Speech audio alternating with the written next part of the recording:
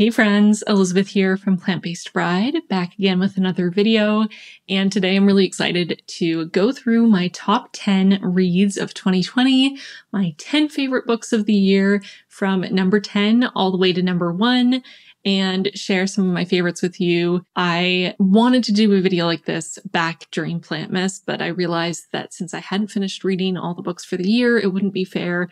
So I decided to leave it for once 2020 was finished, so I could really take a second and sit back and think about all the books I read and to try to figure out what my favorites were. Boy, was this difficult. I ended up rating 49 different books 5 stars. So trying to get from 49 5-star reads down to 10 favorites was very difficult. And there are definitely some books that were so close to being on the list that just didn't quite make it. I read so many good books this year, it was really hard. So don't hate me if one of your favorites that was one of my 5-star reads isn't on this list. I wish I could just have them all as favorites. But I feel like it's helpful to try to reduce it down to the books that really had the biggest impact on me. I also think it might help any of you who maybe have a similar reading taste as kind of a jumping off point of 10 books that were my absolute favorites that you can kind of go into, hopefully without too much risk. Hopefully you will also love them. So that is what this video is. And without further ado, before I get sidetracked rambling, we're going to jump into the list. I do want to start with 2 honorable mentions for this list, which are Bunny by Mona Awad and Catherine House by Elizabeth Thomas. These 2 books I kept putting on the list and then removing them and then putting them on again. And they ended up being knocked off by some other books that were just more impactful for me this year. But I wanted to do an honorable mention for these, and also kind of Annihilation by Jeff Vandermeer, even though I didn't even give that book 5 stars. But they all kind of fit into the same category, which was kind of a new discovery for me this year as far as a type of book that I enjoy. And that type of book isn't necessarily a genre, it's just weird things. I like weird books. I've discovered strange, unexplained, vague, dreamlike. I don't think I've ever really read a book like these 3 before 2020, but there's something about that weird, unique, vague, sort of hazy, dreamlike strangeness that just really does it for me. And they don't necessarily become my favorite books of all time, but there's just something so interesting about diving into them and just allowing yourself to exist in the haziness. It's funny because all 3 of these books were seemingly, at least from the reviews that I've seen, were quite controversial, and a lot of people they were polarizing, and a number of people I've seen saying about all 3 of these that they were just too weird for them, or that they felt high while reading them, like they felt like they were on some sort of drug trip because they were so weird and hazy and dreamlike, and that they didn't like that. And honestly, that is, I guess, what I like about it. I guess I like to read books that make me feel like I'm on a trip because it's just so interesting. I don't know what else to say about it. It's just, I really enjoy it. Very interesting experience. All 3 of those books were very enjoyable for me and kind of launched me into new directions as far as the kinds of books that I was seeking out. I just felt like I couldn't do this video without mentioning them because I think it's a very underrepresented genre or quality to a book that obviously doesn't work for everyone. But it was really cool in 2020 discovering that those kinds of books do it for me, and I really like them, even if the book itself isn't my favorite. So something like Annihilation or the other books in the Area X trilogy were not all my favorite. They still have really stuck with me, and I think about them a lot, and I want to reread them just because they are so unique and interesting, and it's such an immersive experience. And I love that. So yes, honorary mention to the weirdest books I read this year. Here's to more in 2021. If you've read any of these books, or if this description just reminded you of a book you've read that was really weird, whether you liked it or not. Even if you hated the book, but it just had a really weird, hazy, dreamlike, sort of nonsensical quality to it, let me know, because maybe I'll really enjoy it. I'm learning things about myself. Okay, so now that we have talked about the honorary mention, I want to get into the actual list. So starting with number 10, my 10th favorite book of 2020 was The Conductors by Nicole Glover. This is a book that I read in December. Well, I should say finished in December. I actually started it back in the summer and had trouble getting started because it's an ebook format and As y'all might know, I hate ebooks with the burningest of burning passions. So it took me a minute to get into it and adjust to how much I dislike ebooks. But once I actually got into it, I was pulled right into the story. I talk about it more in detail in my last video that went up on my channel, which was my December wrap up. And you can check that out if you want to hear more details of my thoughts on the book. But the basic 10-second description of this book is that it is a fantasy historical fiction centered around Hetty, who was a conductor for the Underground Railroad, helping fellow slaves escape slavery. And it follows her and her husband's lives after the Civil War, living in Philadelphia and using their magic to investigate murders of Black people in Philadelphia that aren't being investigated by the police, and then has flashbacks to their time with the Underground Railroad helping slaves escape. So this book has a really interesting magic system. It has really fun characters. It has a lot of diversity of characters and queer rep. Hetty herself is an awesome main character. Her relationship with her husband is just so wholesome. And the book also explores some really important issues surrounding racism and slavery and oppression and classism within Black communities after the abolishment of slavery and more. It was lovely. This was Nicole Glover's debut novel, and I am so incredibly impressed, and I would love to read more from this author. My 10th favorite read of this year, The Conductors by Nicole Glover. Number 9 on my 10 favorites of 2020 is Raybearer by Jordan Ifueko. This is a YA fantasy novel centered around Terry Sai and her experience becoming one of a small group of protectors, essentially, and advisors of the leader of their country. There is political intrigue and diverse representation and three-dimensional characters. There is exploration of belonging and loyalty and incredible world building and really cool magic. And I just love this so much. This is the only YA novel on my top 10 list. And it really is a testament to how wonderful this book is that it is on this list, because as much as I can enjoy YA, there does tend to be a little bit of a barrier between me and fully immersing myself in a story when it's YA, just because I'm 28, okay? I'm not the target audience for YA. It's been a while since I was a teenager, so sometimes, as much as I can really love a story, I still can't quite fully connect to it because of the target audience, which is understandable, and that's fine, and I can still enjoy the stories. But this book, as much as it is aimed at a teen audience, just was so well crafted and so touching to me that I just had to put it on my top 10 list. It's wonderful. If you haven't read this book, please read it. Also, the audiobook is amazing. I was given the audiobook as a review copy from NetGalley, and then I ended up asking for the book from my Secret Santa at Christmas because I wanted to actually have the physical book so I could reread it in physical form. This is wonderful. So, number 9, another fantasy. There's a lot of fantasy on this list. I am learning that I am a bigger fan of fantasy than I had realized. Number 8 on my list of 10 favorite reads of 2020 is The House of Styx by Derek Kunsken. This is a sci-fi novel. This is another one that I got as an ARC from NetGalley, this one as an ebook. And this is one that has been apparently not very widely read. I talked about this in my end of year stats video, that it is the book with the least number of ratings on Goodreads of all the books I read this year, which is shocking to me because it is such a wonderful, hard sci-fi novel. And I don't know why more people aren't reading it. So this is my reminder.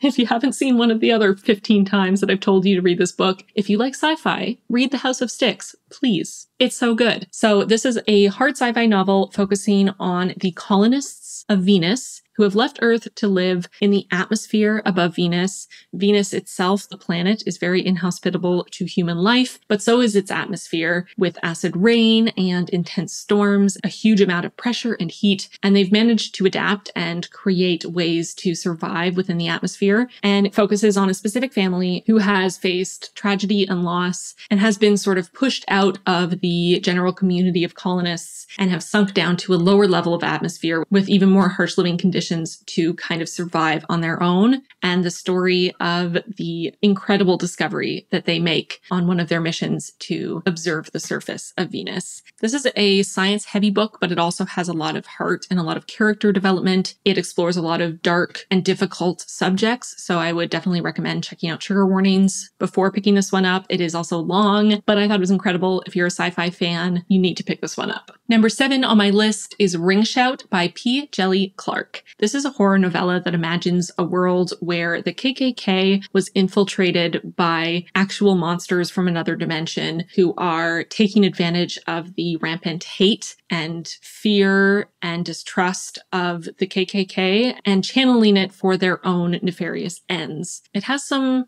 gory, very gross horror-y elements. It is also very sad and upsetting and intense and covers a lot of really hard subjects like racism and oppression and hatred and fear. But it is also so well done, so imaginative, and so effective at its mission. It has such an important message and it is very quick to read, so you have no excuse not to pick up Ring Shout. Number 6 on my list is To Be Taught If Fortunate by Becky Chambers. If you've spent any time on my channel this year, you will know that Becky Chambers was a 2020 discovery of mine and has quickly become one of my favorite authors and one of my very favorite sci-fi authors. She writes the kind of sci-fi that I want to read, and To Be Taught If Fortunate is no exception to the rule. This was our book club selection for December, and if you want to see me talk about it in more detail, check out my last video. But this is a lovely novella focused on 4 astronauts who have been sent on a very long-term mission away from Earth to explore a system of planets and moons around a red dwarf star and to catalog the life they find there. And it is a stunning ode to the joy of scientific discovery with diverse representation and 3-dimensional characters and beautiful relationships and all that good science-heavy sci-fi with ethical and moral quandaries galore. It's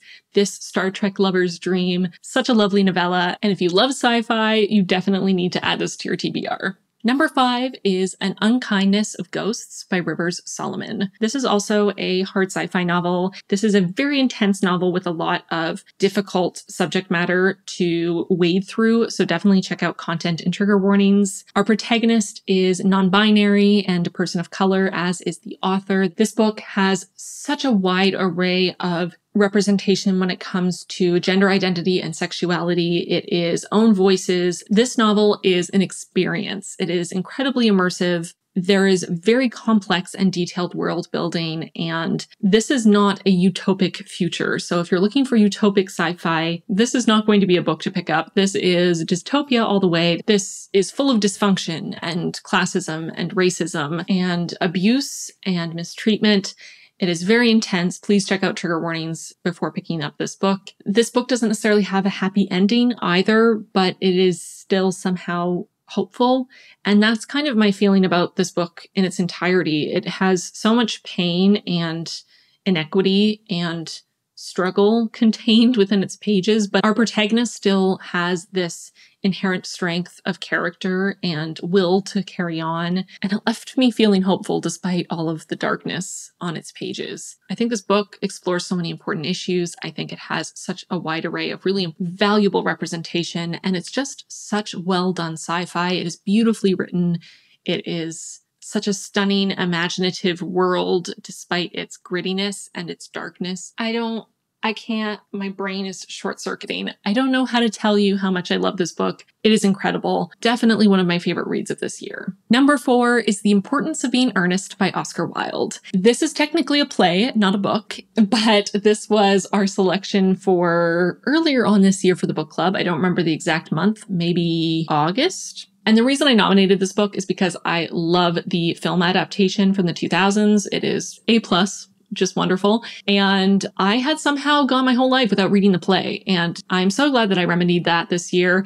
This is one of the funniest pieces of literature that I've ever read, one of the funniest plays I've ever read. It is so clever. Wilde has such a masterful handle on the English language and is so adept at using double entendre. It is literally laugh out loud funny, a wonderful read and super short. So definitely one of my favorites of the year and highly recommend to any of you out there who have gone your whole lives somehow without reading this like I had. Number 3 on my list is Little Women by Louisa May Alcott. This is another one that I somehow went my whole life without reading despite loving a film adaptation of it. The 90s film adaptation is the one I'm talking about. I made a whole video talking about my feelings about the 90s film and the new film adaptation, as well as my thoughts on the book. So I will link that down below if you want to watch that to get a more in-depth view of my feelings about this. But suffice to say, Little Women has had a huge part in my childhood and is incredibly nostalgic for me. I think it is a beautiful story, and it was a really wonderful experience to read the book for the first time. And I know it will definitely not be the last time. I'm sure this is a book that I will reread anytime that I need that comfort feeling. It definitely is a comfort story for me. And the book adds so much more depth to the story that just can't be included in a 2-hour film.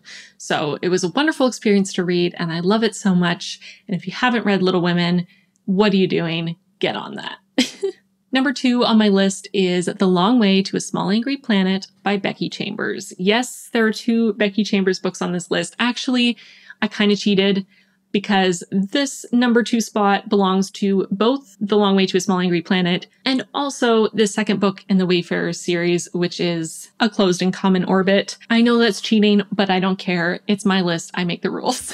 So this is a series that will contain 4 books. The 4th book is coming out in 2021, and I can't wait to read it. Sadly, the 3rd book wasn't as much of a favorite as the first 2, but I hope that the 4th one brings it back and is another favorite of all time. But the first 2 books in the series, wow. Not to reiterate too much, because I already waxed poetical about my love of Becky Chambers when I talked about To Be Taught If Fortunate, but this is a very similar vibe. This is wholesome, character-driven sci-fi with really, really interesting alien races and intricate world building and incredible diversity and a really moving, heartbreaking, yet hopeful message. This seems to be Becky Chambers' signature, and I am not mad about it one bit. The first 2 books in this series are just incredible, 5 stars across the board. The 3rd book was also lovely, just not quite as much of an absolute favorite ever, and I just can't wait for the 4th book. So if you haven't read the Wayfarer series by Becky Chambers and you're a sci-fi fan, please jump on that. It is so incredible.